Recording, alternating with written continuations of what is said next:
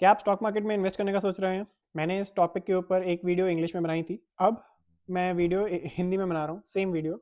सो अगर आपने वो वाली वीडियो देख ली थी तो आपको ये वीडियो देखने की कोई ज़रूरत नहीं है। अच्छा, अगर आप इक्विटी इन्वेस्टिंग की सोच रहे हैं तो हो सकता है आपने ये इक्विटीज़ के बारे में सुना होगी, बहुत ज़्यादा रिटर्न मिलते हैं यहाँ पे। पिछले 25 साल के क्या रिटर्न्स रहे हैं वो मैं बता देता हूँ। अगर आप 1999 से अब तक हर महीने 10,000 रुपये महीना इन्वेस्ट करते हैं तो आज की डेट में वो 2.5 करोड़ रुपये से ज़्यादा होता। इसका मतलब है करीब 14.5% का रिटर्न, जो कि एफडी और गोल्ड के रिटर्न से बहुत हाई है। अब ये सुन के तो ऐसा लगता है ना कि सब ग्रो कर रहे हैं, लेकिन आप बहुत सारा पैसा हार भी सकते थे। सी, स्टॉक मार्केट में ऐसे भी लोग मिलेंगे जिन्होंने हज़ारों करोड़ रुपए कमाए हैं खाली इन्वेस्टिंग से। फॉर एग्जांपल राकेश झुनझुनवाला या फिर वॉरेन बफेट। लेकिन आपको ऐसी कहानियां भी मिलेंगी जहां लोगों का दिवालिया निकल जाता है, लोग जेल चले जाते हैं और कुछ केसेस में लोग खुदकुशी भी कर लेते हैं। और इन दो एक्सट्रीम्स के बीच में बहुत सारे लोग हैं।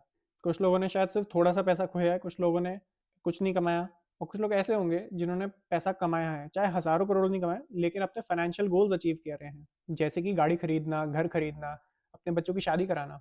इस वीडियो में मैं आपको अपनी जर्नी के बारे में बताऊंगा कि कैसे मैंने 2016 में, जब मैं 18 साल का था, तब इक्विटी इन्वेस्टिंग शुरू करी थी, और अपनी जर्नी से आपको 5 टिप्स दूंगा। प्लस इस वीडियो के एंड में मैं एक बहुत ज़रूरी क्वेश्चन का आंसर दूंगा कि क्या आपको इक्विटीज़ में इन्वेस्ट करना भी चाहिए या नहीं। मैं अपना परिचय दे देता हूँ। मेरा नाम है सी अपूर्व सिंघल। मैं क्वालिफाइड चार्टर्ड अकाउंटेंट हूँ एंड मैंने C F A level 1 and level 2 exam clear करे हैं। एंड यस, मैं अपनी इन्वेस्टिंग जर्नी में प्रॉफिटेबल रहा हूँ। एक डिस्क्लेमर देना चाहूँगा, मैं एक इन्वेस्टमेंट एडवाइज़र नहीं हूँ, मैं बस अपना एक्सपीरियंस शेयर कर रहा हूँ। प्लीज़ आगे की वीडियो देखने से पहले जो डिस्क्लेमर आएगा उसे आप पढ़ लेना। सबसे पहली चीज़, एजुकेट योरसेल्फ, मतलब अपने आप को शिक्षित करो। 2014 में जब मैं 11वीं कक्षा में आया था, तब मैंने कॉमर्स विद मैथ्स ली थी, और कॉमर्स लेने के बाद मुझे ये समझ में आया कि ये जो सीएनबीसी पे नीचे टिकर टेप चलती है उसका मतलब क्या है। लिमिटेड, इक्विटीज़, प्राइवेट लिमिटेड, इन सब चीज़ों का मतलब क्या होता है वो मुझे समझ में आने लगा। फिर मुझे Rakesh Jhunjhunwala and Warren Buffett के बारे में पता चला, जिन लोगों ने खाली स्टॉक मार्केट से हज़ारों करोड़ कमाए थे। एंड मुझे अपने पापा के बारे में भी पता चल गया कि उन्होंने कितना कमाया स्टॉक मार्केट से, तो मैं तो स्टॉक मार्केट का फ़ैन बन गया। लकीली फॉर मी, मैं कॉमर्स स्टूडेंट था, तो जो भी मैं स्कूल में पढ़ रहा था वो सब मेरा स्टॉक मार्केट्स का बेसिक्स स्ट्रॉन्ग करता गया। तो जब तक मैं स्कूल से निकला और इन्वेस्ट करना शुरू किया, तब तक अकाउंट्स, बिजनेस स्टडीज़ और इकोनॉमिक्स के बेसिक्स मेरे बिल्ड हो चुके थे। अगर आप कॉमर्स स्टूडेंट नहीं थे और आपको ये सब नहीं पता कि फेस वैल्यू क्या होता है, इंट्रिंसिक वैल्यू क्या होता है, बुक वैल्यू क्या होता है, P ratio, P B ratio, इन सब चीज़ों के बारे में नहीं पता, तो मेरी सलाह ये है कि आप पहले अपने आप को एजुकेट करिए, फिर उसके बाद स्टॉक मार्केट्स में एंटर करना। सेकेंड, ऑब्जर्व बिफोर जंपिंग इन, मतलब स्टॉक मार्केट में पैसा लगाने से पहले उसे ऑब्जर्व करो। ऐसा नहीं था कि मुझे स्टॉक मार्केट्स के बारे में एक दिन पता चला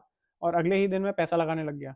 मैंने 2 साल तक, 2014 से लेकर 2016 तक, मेरे पापा और दीदी के पोर्टफोलियो में कुछ स्टॉक्स थे, उनको एनालाइज किया, जो भी नॉलेज में गेन कर रहा था उसके बेसिस पे। अब मैं ये नहीं कह रहा कि आप 2 साल तक वेट ही करते रहो, देखते ही रहो, बट जब तक आप सीख रहे हो स्टॉक मार्केट्स के बारे में, तब तक आप एक डमी अकाउंट बना लो और उसमें ट्रैक कर लो स्टॉक्स को। थर्ड, स्टार्ट स्मॉल, मतलब छोटी शुरुआत करो। मैंने इन्वेस्ट करना शुरू किया था कुछ हज़ार रुपए से, जो मेरे पापा ने मुझे दिए थे। फिर उसके बाद मैं सीए फाइनल आर्टिकलशिप में था, तो मुझे स्टाइपेंड मिलता था, तो मैंने उसको इन्वेस्ट किया, और उसके बाद जब मैं अपनी सैलरी कमाता था तो फिर मैं अपनी सैलरी इन्वेस्ट करना शुरू कर दिया। छोटी शुरुआत करने के दो बहुत इंपॉर्टेंट रीजंस थे। पहला, आप गलतियां करोगे, चाहे कितने ही गुड़ी क्यों ना हो, हर कोई करता है, आप भी करोगे। तो बेहतर है कि जो आप गलतियां करोगे वो आप छोटे अमाउंट से कर लो। जितना भी पैसा आप हारोगे शुरू के ईयर्स में, उसको आप एक लर्निंग फी की तरह मान लो कि आपने कुछ नया सीखने के लिए वो कॉस्ट पे करी। एंड दूसरा, अपने पोर्टफोलियो को घाटे में देखना आसान नहीं होगा, ट्रस्ट मी। और जितना पैसा खो सकते हो उससे ज़्यादा अगर आपने लगा दिया स्टॉक मार्केट्स में, तो आप बहुत पछताओगे। और काफ़ी लोग शुरू में खोते हैं पैसा। अपने इमोशंस पे काबू रखने के लिए एक्सपीरियंस चाहिए होता है। फोर्थ, टेक हेल्प, मतलब मदद ले लो। अच्छा, ये पॉइंट ट्रिकी है, ये मैं एक्सप्लेन करता हूँ क्यों। जब मैंने शुरुआत करी थी इन्वेस्टिंग की, तो पहले के कुछ सालों में मैं अपने पापा से पूछ के इन्वेस्ट करता था। जो भी बाइंग और सेलिंग डिसीजन होता था, मैं उनसे एक बार कंफर्म कर लेता था। अब इसमें दो बहुत इंपॉर्टेंट पॉइंट्स हैं नोट करने के। फर्स्ट, मेरे पापा एक चार्टर्ड अकाउंटेंट हैं, एंड जब मैंने इन्वेस्टिंग शुरू करी तब उन्हें 20 साल का एक्सपीरियंस था स्टॉक मार्केट इन्वेस्टिंग में। प्लस वो प्रॉफिटेबल रहे थे अपने इन्वेस्टिंग में, एंड वो मुझे कभी गलत एडवाइस नहीं देंगे क्योंकि वो मेरे पापा हैं। सो जो मेरे मेंटर थे वो बहुत ही एजुकेटेड थे, एक्सपीरियंस थे, सक्सेसफुल थे, और उन पे मैं विश्वास कर सकता था।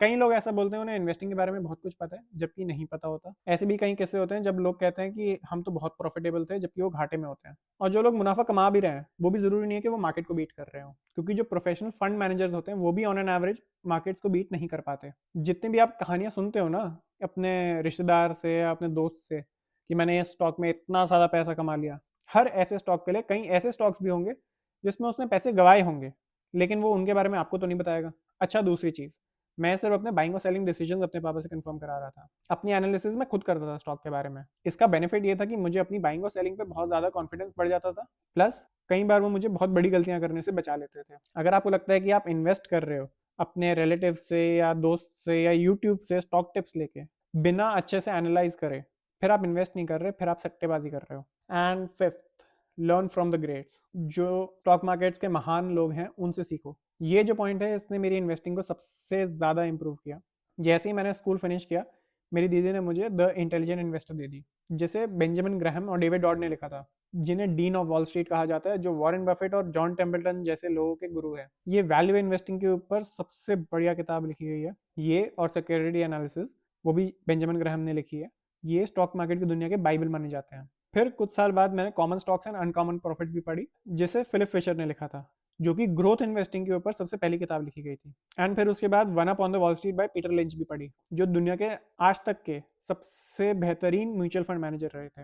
एंड आज भी मैं कई किताबें पढ़ता रहता हूँ। मैंने यूट्यूब पे काफ़ी वीडियोस देखी हैं, राकेश झुनझुनवाला जी की, चंद्रकांत संपत जी की, और जितने भी महान इन्वेस्टर्स रहे हैं इंडिया के, एंड मिस्टर धीरेन्द्र कुमार के ईटी वेल्थ में जो आर्टिकल्स आते हैं, प्लस जो हार्वर्ड मार्क्स के मेमोज आते हैं, वो भी मैं रेगुलरली पढ़ने की कोशिश करता हूँ। जब ऐसे लोग हैं जिन्होंने इस गेम को माहिर किया है, इस गेम में बहुत तरक्की पाई है, और वो अपना ज्ञान दे रहे हैं आपको, तो कोई सेंस नहीं बनती कि आप उसका बेनिफिट ना उठाओ। जो मैंने किताबें मेंशन करी हैं 3, वो मैं बहुत ज़रूरी मानता हूँ हर इन्वेस्टर के लिए, और उनको खरीदने के लिए लिंक मैंने डिस्क्रिप्शन में दिया है। अच्छा, ये सब ज्ञान तो ठीक है, लेकिन स्टॉक मार्केट्स में इन्वेस्ट करना चाहिए भी या नहीं? मैं आपसे 4 क्वेश्चन पूछूंगा, और इनमें से किसी का भी जवाब अगर ना है, तो आपको सीरियसली सोचना चाहिए कि आपको ये स्टॉक मार्केट्स में घुसना चाहिए भी या नहीं। क्या आप अपने आप को एजुकेट करना चाहते हैं? क्योंकि अगर आपको गेम के नियम ही नहीं पता, तो आप गेम खेलने से पहले ही हार चुके हैं। क्या आप रिस्क ले सकते हैं? जब मार्केट करेक्ट होती है, क्रैश होती है, तो पोर्टफोलियो 20-30% नीचे जा सकता है। क्या आप वो सह पाएंगे? आप रिस्क लेने के सक्षम हैं? क्या आपके पास पैर पैसा पड़ा है और आपके सर पे कोई उधार नहीं है और कोई बड़े खर्चे करने की कमिटमेंट नहीं आ रही?